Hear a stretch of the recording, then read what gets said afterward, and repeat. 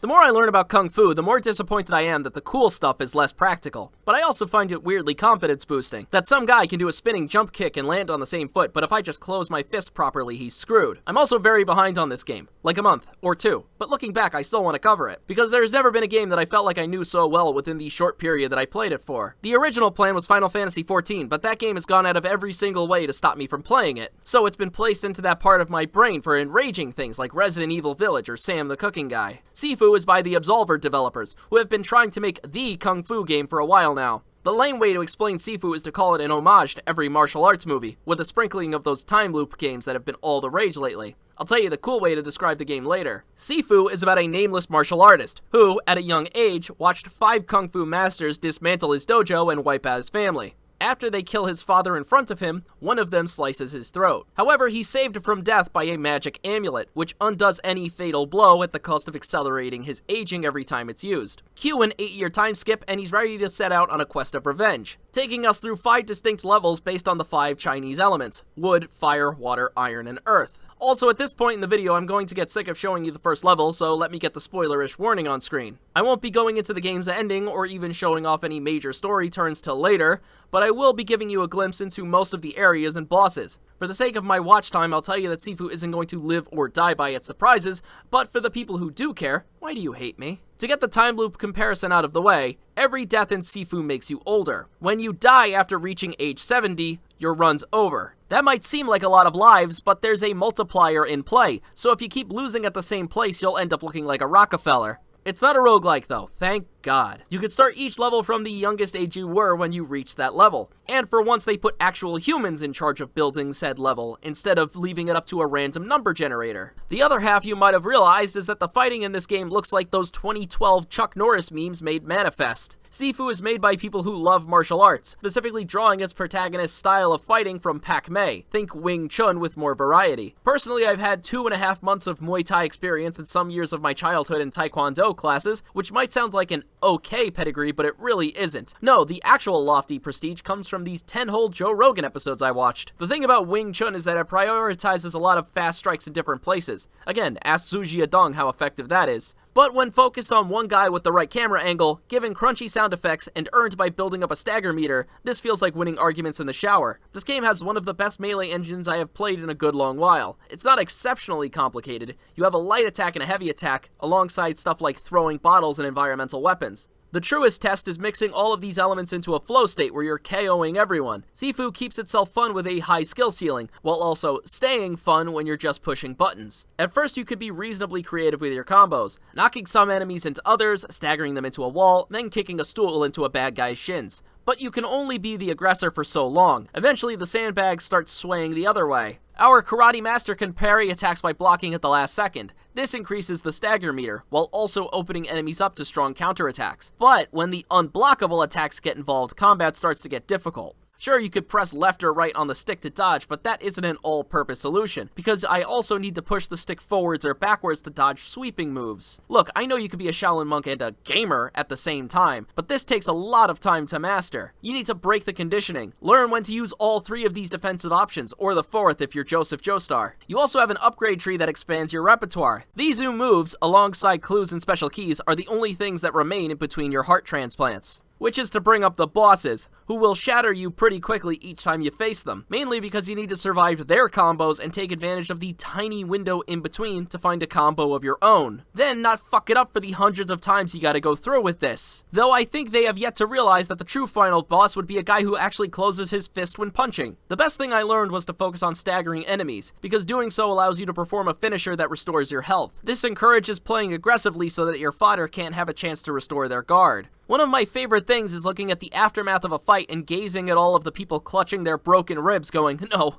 please, don't call the ambulance." Every room seems to be made with the intention of being its own Jackie Chan flick, complete with the Granted, the combat against basic enemies gets broken when you realize that sweeping is the most reliable way to control the crowd, while also giving you access to a ground attack that deals way too much damage. And if you really need to win, spam the focus system for unstoppable attacks that disable enemies. Knowing what I know now, dying to basic enemies in Sifu almost seems stupid. They're soft, squishy, and malleable. They basically give you free weapons when they fall over, and I still die because I was the type to cheat on my music exams. Since we're talking about death again, like every game design meeting for the next year, I'm gonna start talking about Elden Ring. Sifu's case has a lot of similarities to ER. Both are really hard. Both use that difficulty to drag emotion from the player. Then there are the differences, like how Elden Ring is about the pride of beating a boss that felt impossible before, while Sifu is about the pride of mastering a combat system to make you feel like a black belt. One's getting an easy mode and one isn't, so there will be a silent war on who wins the big internet fight. In some ways, I'd even argue that Sifu is harder than Elden Ring because there are no stats to increase. That and the dodging system being modeled after a fucking Rubik's Cube,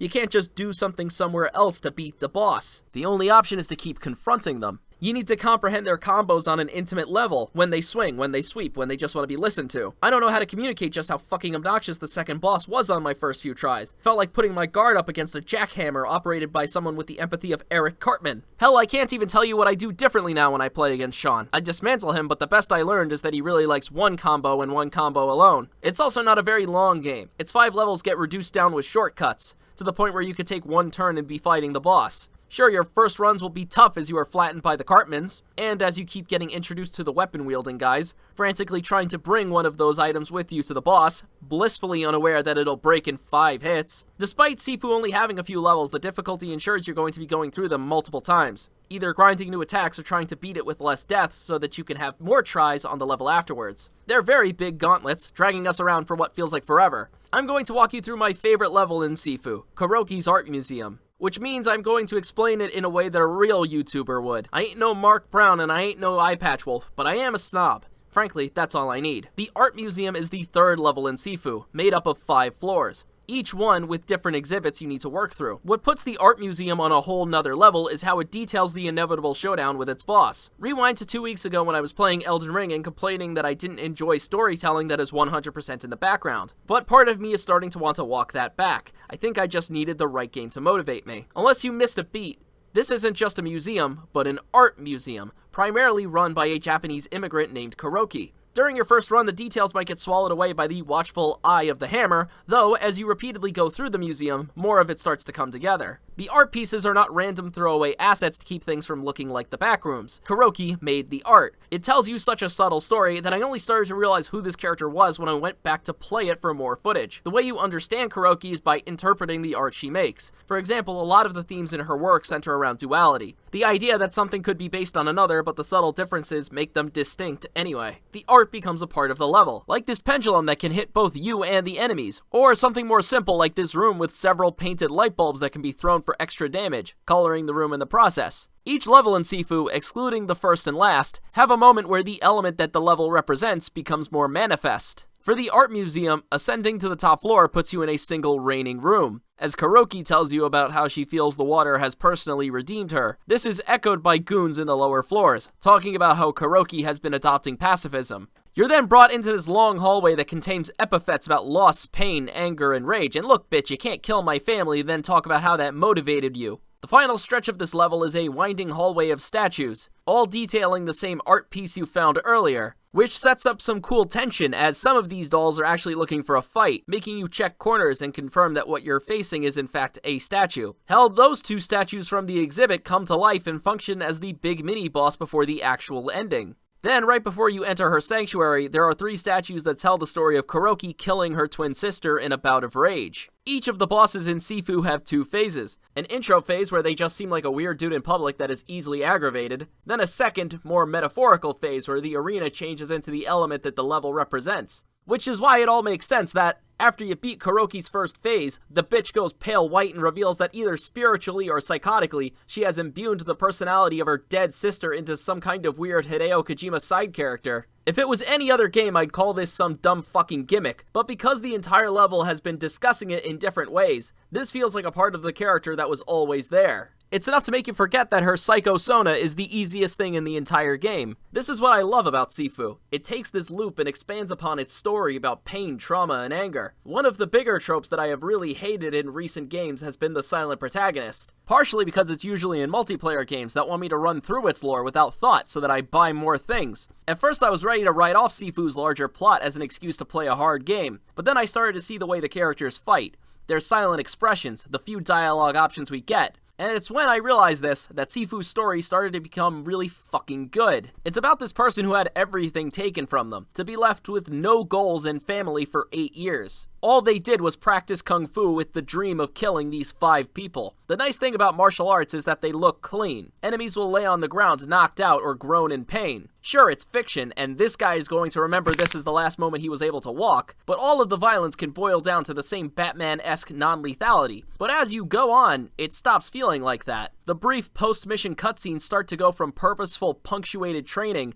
to anxious, agitated meditation. You slice a bodyguard's throat. You watch the expression on this woman's face as she realizes that she's going to die. That's not even forgetting the magic amulet that slowly takes from your character with every death. He is literally giving his entire life for the sake of killing these people. This is where I'm going to start the big spoilers. If you want to play it and get this story on your own, well, come on, watch something else of mine. Why do you hate me? Every time you murder one of the bosses in Sifu, it's punctuated by a cut to black. The kills are violent and fucked up, which makes it all the more shocking when Sifu tells you to go back and spare the bosses instead of killing them. This time extending the cutscenes briefly. Not much, just the 2 characters meeting gaze. But in those tiny interactions, in their faces, it feels like this deeply hurt person is somehow starting to heal. The game uses its insane love of kung fu, mixed with looping levels and attention to detail to tell a story about revenge and self-growth.